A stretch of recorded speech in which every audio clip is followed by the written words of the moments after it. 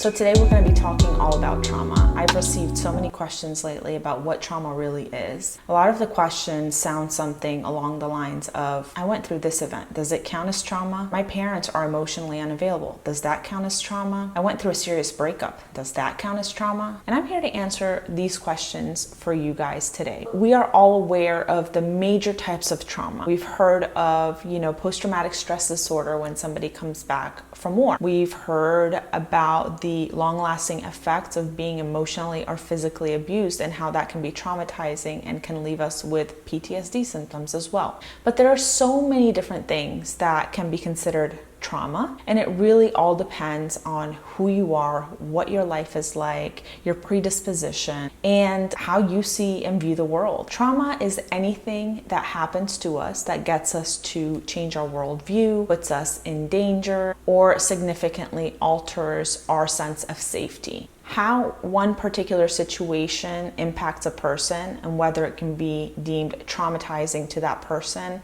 or not depends on a variety of factors, and these factors can include genetic predisposition, past experiences, your levels of distress tolerance, your social support network, as well as your thoughts, attitude, and coping skills. This will help answer the questions as to why some people develop PTSD while others don't. So two people may go through an exact same situation, and one of them may come out with post-traumatic stress disorder and the other one might not. Why is that? Well, because of these factors that I just listed. So mental health professionals, we classify traumas into two main categories. There's the big T traumas, and then there's the little t traumas. So the big T trauma is the trauma that most of us have heard of and see in movies and on TV. So it could be this major car accident or going to war. This one major life-changing event happens, and all of us can look at it and say, wow, that was pretty traumatizing. And then we have small t or little t traumas. And these are things that might be missed when we're talking about trauma. It can look like being bullied, moving around a lot, experiencing divorce or a significant breakup. So oftentimes, because many of us do experience these types of little t traumas, we tend to be dismissive of how much they can actually impact our lives. And oftentimes, when we feel really bad about going through these situations, we'll even feel ashamed of it because we feel like, well, we should be stronger than this. This isn't that big of a deal. When in fact it can be a really big deal, especially when you take into consideration past experiences and how many other traumas are going along with it, as well as your social support network. So in that case, many things can be trauma. And so when you're asking, hey, is my parent being emotionally unavailable a trauma? The answer could be yes or no, depending on you. For the most part, yes, because as humans, we depend on our parents for safety. We depend on our parents for support, to teach us the ways of the world, to help us become intellectually and emotionally intelligent. And when our parents are not available to us, then that is a significant trauma. It may not be one big event, but it is constant. It is every single day. It's chronic. And the chronic invalidation of feelings and our chronic inability to feel connection with our parents, our caregivers who are supposed to be there to protect us, is traumatizing. It teaches us that we are not safe in the world. If our parents, our caregivers, the people that are supposed to be there for us, day in and day out, are not paying attention or are not available for our needs, then what we learn from that is that we are not safe. We have to fend for ourselves, and we may be too young or unable to do so. So that is a trauma. And one thing to note about little t or small t traumas is that their cumulative effect can be big, even bigger than some of the big T traumas. Take into consideration someone who has emotionally unavailable parents, and then they go to school and then they are bullied. And then maybe they're coming home and they feel really overwhelmed and they have no one to talk to, and they go through a breakup and then they get sick.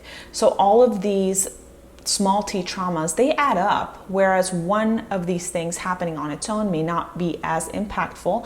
Having them all in a row or constant and ongoing can be really significant. As a matter of fact, many people come to therapy because of the accumulation of these small t traumas. So yes, in therapy, we see people who have had big T traumas and they come in and they know this is what they need to work on, and they do so.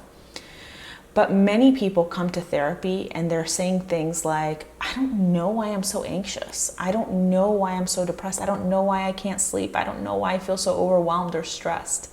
And as we dig in and start talking about things, we start finding all of these little T traumas that have accumulated throughout the years or are co-occurring. It's important to note that oftentimes with the single event traumas, the big T single event traumas, they tend to be the ones that develop into what we call post-traumatic stress disorder. But with the accumulation of little t traumas over a period of time, we can develop something that's called complex PTSD. And I have a few videos about that, and I'll link them up here. But complex PTSD, it's called complex because it is chronic in nature, and there is an accumulation of so many different traumas that we're not working with just one event that happened. We're working with a bunch of little things, or maybe a bunch of big things, or a period of time that was extremely stressful on a person. And so that is what develops into symptoms that look like emotion dysregulation, inability to sleep, high anxiety, attachment issues, and many other issues that you have all heard about that bring people in to therapy. So what do we do if we are experiencing trauma? One of the things that's really helpful for people who have experienced trauma is a support group. People in your life who are there for you, who will listen to you, who will validate you and be there for you. And if you don't have that in your life, then therapy is a really good place to get that, because in therapy, the relationship that you have with your therapist will be solely to help you.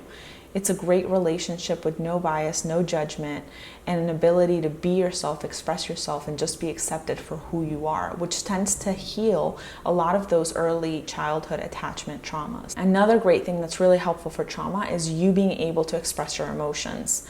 So in society, we're mostly taught to not really express that negative emotions, but as you've seen in previous videos of mine, there's no such thing as a negative emotion. An emotion is an emotion. And if you've experienced trauma, then you need to allow yourself to experience that. You need to allow yourself to experience the sadness. You need to allow yourself to grieve what the past looked like or what your hopes for the future were that now has changed as a result of this trauma. Journaling is a great way to do this, especially if you have gone through a trauma to where you're numbed out because maybe the emotions were too much to handle. And so you learned how to kind of numb your emotions. So journaling in this case is really helpful because then you can just get it all out on paper. And the way that I would do this journaling is to not have any way of wanting to write it. So I don't want you to be critical of yourself. I don't want you to think of prompts or grammar or spelling or think about what you're saying. Just kind of just let it out on paper in the journal. And that is one way that we can start to access whatever feelings we're having internally. And after you journal, I want you to validate yourself. And I did say this in the previous video. But remember, with traumas, we need to get it out and we need to be validated. And it's really difficult to get that from our society and just where we live, because a lot of people walking around telling us to just be positive, at least we didn't die, or wow, like, can't believe we're being so strong, and that's when we're not expressing any emotions. And that's unhealthy. We need to be able to express emotions, and we need to be able to release all of that. One thing that I have noticed as a therapist is that many people who have trauma tend to rely on avoidance techniques a lot. So avoidance techniques or avoidance strategies are things that get us to numb out, to stop feeling. So whether that's alcohol or smoking or workaholism or watching TV, that is a way for us to kind of get away from the feelings, because the feelings can feel so heavy. But when you turn towards the feelings, when you allow and make room for them and make space for them, and you allow yourself to cry and grieve what happened as a result of your trauma, what you lost as a result of your trauma, what you're missing as a result of your trauma, then you can start to make space for the healing. If you yourself do not allow yourself to hear yourself and validate yourself, then essentially what you're doing to yourself is the same thing that everyone else is doing when they are invalidating you. And that can be traumatizing within itself. So if you don't do anything else, Allow yourself to sit and listen and hear yourself and validate yourself. And you may not be good at it first. At first, you may be feeling really uncomfortable and you may think, oh, this feels weird or icky, this feels robotic.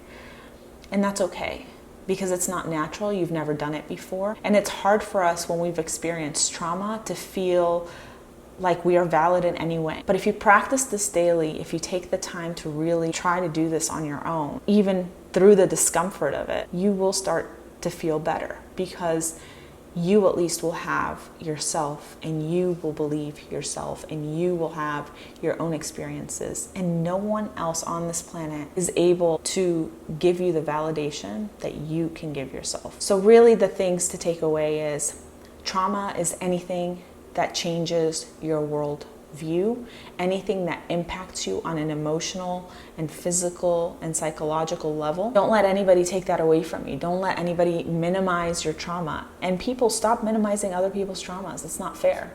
We don't know where a person comes from, what their experiences are, what their social support systems are, what they've been through in the past, or what other things are going on in their lives. So if something is impacting you to the level of having a severe emotional reaction, it's probably traumatic. Again, I hope you found this video helpful. Please let me know in the comments below, what are your thoughts about this? Do you have any other questions about the differences between small t and big T traumas? And I'll see you next time.